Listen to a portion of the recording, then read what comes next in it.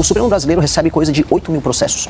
A Suprema Corte Americana, 50. E eu nem concordo com o modelo da Suprema Corte Americana. Conexão que eles perderam porque passaram os últimos anos só falando de sou trans ou não sou mulher ou não sou. Umas discussões bizantinas que não têm utilidade prática nenhuma para o trabalhador. Eu, como presidente da República, não deixarei. Ele vence!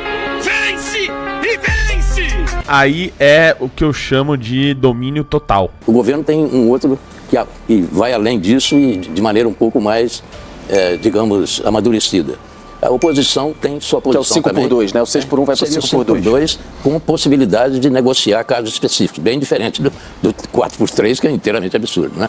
Mas, enfim, esse assunto veio para ficar, vai ser discutido. Essa é a melhor resposta do Renan, eu acho. Essa ou a do STF? Eu queria a opinião do Renan. Eu não sei exatamente se a votação vai acompanhar o que aconteceu na CCJ. Para mim, há um vício de origem nessa história. E qual é o vício de origem? O fato de ser uma PEC. Não precisava ser uma PEC. O governo é projeto. Poderia ser é que o que passou na CCJ é a PEC. Foi a PEC, mas o governo vai apresentar um projeto. Como a PEC está andando, o showzinho está rodando na PEC. E me parece que há uma vontade dos parlamentares da esquerda em se promoverem discutindo isso e os parlamentares de direita em não gerar rejeição. Já é a segunda vez que uma pauta que é cara para a esquerda conta com a capitulação da direita. O bolsonarismo lá no PL da misoginia votou junto com a esquerda e depois fica apontando o dedo para todo mundo, chamando de comunista, se você não apoia cegamente o Bolsonaro. O que é uma covardia, uma capitulação. Inclusive combina muito com o Flávio Bolsonaro, que não gosta de ir em programas como esse aqui e que disse publicamente que não pretende mostrar suas propostas porque isso pode tirar voto dele. Eu tenho que falar o que é impopular. Este projeto, ele é picaretagem. E é picaretagem para pegar, especialmente trabalhadores urbanos, que gastam boa parte do seu dia no trânsito. E é uma pessoa que sai de uma periferia e vai trabalhar no centro aqui em São Paulo, demora 2 horas. Perde 2 horas para ir, 2 horas para voltar. Quando você vê, ela perde mais de 20 horas uma semana só em trânsito. Perde tempo de ficar com a família, tempo de ficar com os amigos, tempo de se qualificar, tempo de fazer um curso, um treinamento. Essa pessoa, na prática, sofre isso. Aí eles pegaram essa dor e estão tentando voltar a ter um tipo de conexão com o trabalhador comum. Conexão que eles perderam porque passaram os últimos anos só falando de sou trans ou não sou mulher ou não sou. Umas discussões bizantinas que não têm utilidade prática nenhuma para o trabalhador. E eles, em pesquisa, o PT já encomendou pesquisa, viram que eles estão perdendo esse trabalhador. Então eles puxaram essa pauta simplesmente para poder voltar a crescer em termos eleitorais com essa população.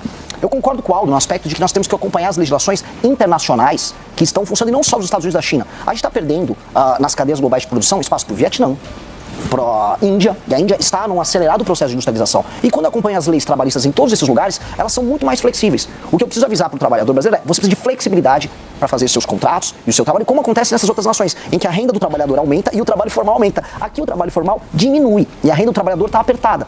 E aí me soa, e é isso que eu vi em alguns estados do Nordeste, que parece que o governo quer mais que a pessoa caia na informalidade e depois receba uma bolsa ali e fique dependente do Estado. Eu não acredito nisso. Eu defendo o trabalho formal e regimes, do ponto de vista da relação trabalhador-empresa, regimes mais flexíveis.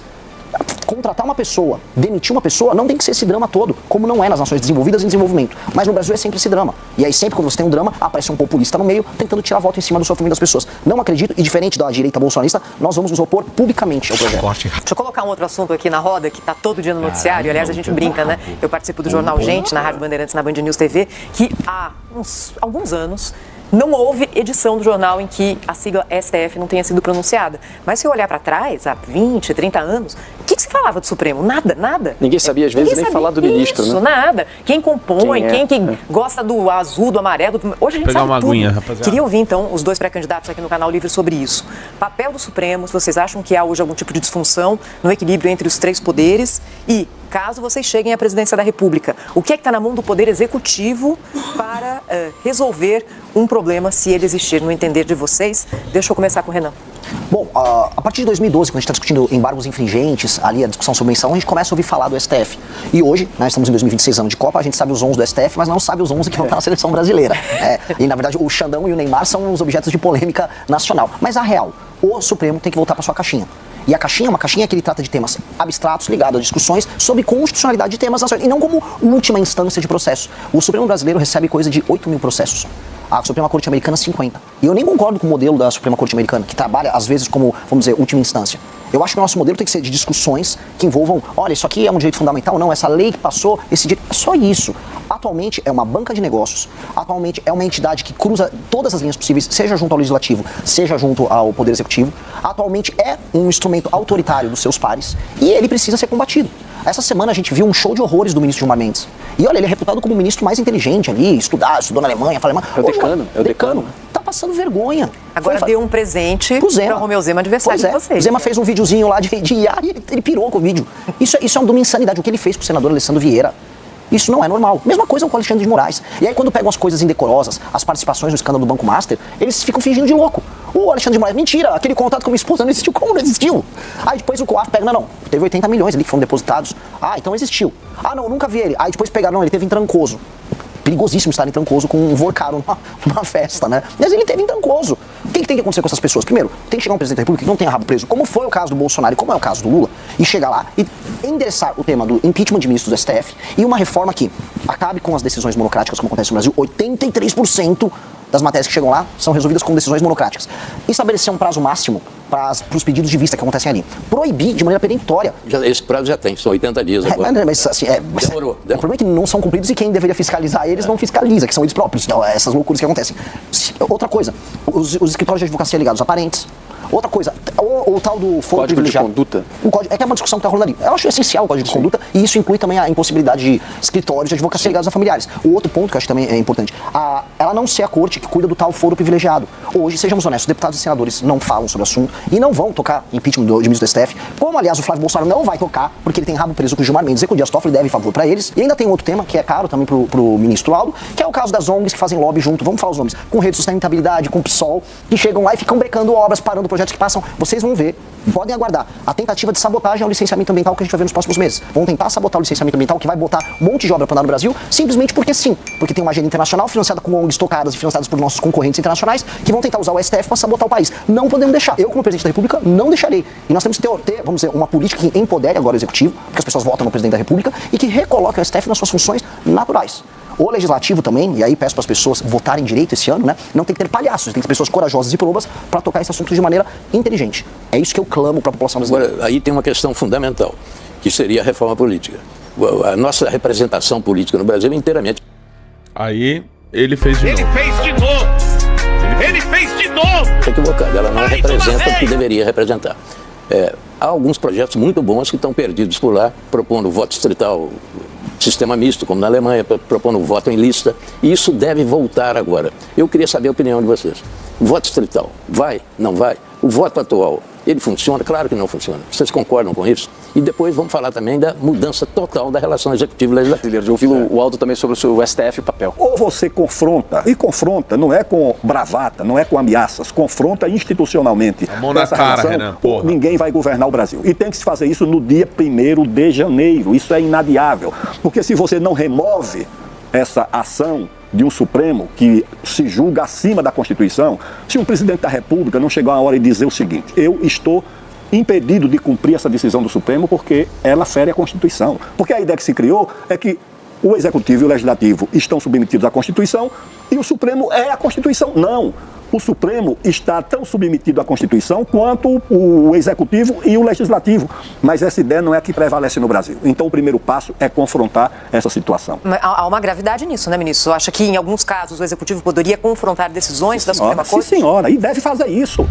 Ou seja, se um ministro do Supremo diz ao presidente da República que ele não pode nomear fulano de tal para o ministério, como aconteceu com a presidente Dilma, como aconteceu com o presidente Michel Temer, ou como aconteceu com o presidente Bolsonaro no caso do delegado, ele não tem por que obedecer a uma decisão dessa. Ela é inconstitucional. A Constituição determina que nomear ministros é uma atribuição do presidente da República. Se ele vai nomear um ministro problemático, etc., ele vai responder por isso. Essa decisão não cabe ao Supremo. Infelizmente é o que tem acontecido. O Supremo toma uma decisão sobre marco temporal, confrontando a própria Constituição, que está lá no artigo, acho que é o 231, dizendo que esse marco temporal existe. O Congresso toma uma outra decisão reafirmando o marco temporal. O Supremo toma uma outra decisão dizendo que não existe e você tem no país duas decisões conflitantes de dois poderes distintos sobre a mesma matéria. Isso é uma espécie de anarquia institucional. Isso tem que ser enfrentado e resolvido. Porque se você não começar pelo Supremo, você resolve dizer o seguinte: o Ministério Público não pode mais perseguir investidor. Não pode mais perseguir, como faz hoje. O Supremo vai dizer não pode. O IBAMA não pode mais demarcar unidade de conservação. O Supremo vai dizer pode. A FUNAI não pode demarcar mais terra indígena onde não existe índio, como tem acontecido. O Supremo vai dizer pode. Então você tem que enfrentar, em primeiro lugar, essa corporação Supremo. Mas você prega o confronto puro e simples? Não estou pregando o confronto, uma mudança de legislação. Isso aí, quer dizer, o Supremo toma uma decisão e o presidente da República diz não cumpro. Aí eu confronto. Como é que seria preparar o caminho para que se possa tomar essa atitude sem que seja um confronto institucional? O Supremo de decidir no lugar do presidente da República. Agora mesmo, o governo quebrado, porque o país quebrou, não vai quebrar em 2027, quebrou agora, o governo não tem dinheiro para as universidades, tem 50 universidades em greve, não tem dinheiro para botar o avião da FAB para voar, não tem dinheiro para botar as agências para funcionar, o Brasil está sofrendo um apagão. O que é que o governo faz? Contingenciamento dos recursos. Aí chegou um ministro e disse, não, pode contingenciar tudo menos o dinheiro do Ministério Público. Então o Ministério Público é mais importante do que a saúde, a educação, o transporte, a moradia, a segurança, a defesa. Aí chegou um outro ministro e disse, tudo bem, mas também não pode contingenciar os recursos da área de meio ambiente, os recursos do Ministério do Meio Ambiente. Isso é uma decisão do Executivo. A distribuição dos recursos, depois de votados no Congresso, no orçamento, isso é do Poder, não é do Supremo. O presidente da República tem que enfrentar essa situação. E ao invés dessa paralisia, dessa anarquia institucional, muitas vezes é melhor o confronto mesmo. E vamos ver o que acontece. Por quê? Porque isso que está acontecendo para o país. É isso o que não pode continuar. O Supremo Tribunal Federal é uma instituição importante, mas ela transformou-se numa instituição absolutamente protagonista de tudo. Eu fiz campanha de anistia, de constituinte, de liberdades democráticas. Eu não sabia o nome do ministro do Supremo. A anistia de 79 foi negociada entre o governo do presidente Figueiredo e o Congresso, com o país se mobilizando, comitês da anistia, mobilizações. Eu não vi um ministro do Supremo se pronunciar sobre isso. Isso foi uma coisa da política, do Congresso, do governo. Agora não, o Supremo quer decidir sobre tudo, se miscuir sobre tudo, e isso gera a insegurança institucional. Ministro, hoje a gente sabe não claro. só o nome do ministro do Supremo, quanto o nome da mulher do ministro do Supremo, o nome do resort da família do ministro do Supremo, e aí vamos, né? Aí já, e isso já gera puxando uma a coisa ficha. muito grave, para concluir, que é o seguinte: a separação entre o poder e a autoridade. O poder é concedido por uma norma. A Constituição concede poder ao ministro do Supremo, ao presidente da República, ao deputado, ao governador. A autoridade é concedida por uma biografia, por um tipo de comportamento.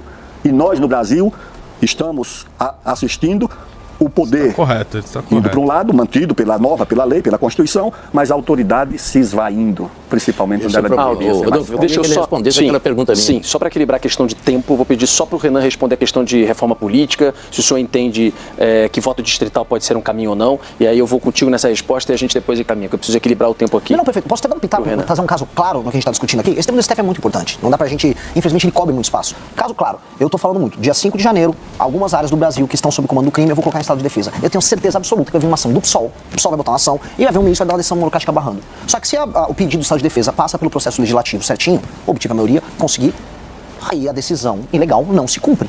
E nós temos que estar prontos para ter um presidente da República que não obedeça uma decisão ilegal que venha do STF. Decisão ilegal não se cumpre. Inclusive já não se cumpriu antes. Uma vez houve uma decisão do Marco Aurélio mandando afastar o Renan Calheiros, 2016. Renan Calheiros, com nenhuma qualidade moral, vamos deixar claro, falou não.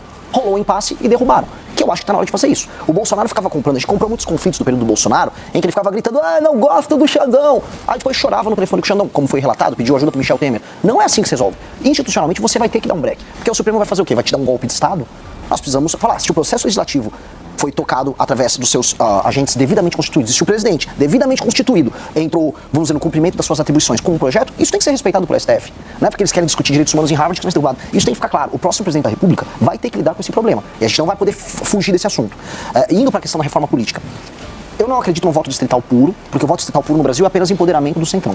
E a gente tem um modelo político através de emendas e cooptação que é um desastre. E a gente, quanto mais roda o Brasil, mais a gente vê que existe uma versão do voto distrital, que são os políticos que cooptam, vamos dizer, as prefeituras locais, distribuem emendas, compram um voto e se mantêm com suas famílias por muito tempo. A reforma que eu quero, eu estou chamando de lei de responsabilidade gerencial. É uma norma que altera a seguinte coisa: o sistema de incentivos para o funcionamento das prefeituras. E o foco tem que ser no prefeito. Um prefeito, hoje, ele ganha uma eleição fazendo um show do Wesley Safadão com a emenda do deputado aliado, e aí compra de voto puro e simples. Isso os municípios pequenos do Brasil funcionam assim, e a gente não pode fugir disso. Até porque não existe democracia na prática no Brasil. Um país em que tem compra de voto, a gente tem uma democracia nominal.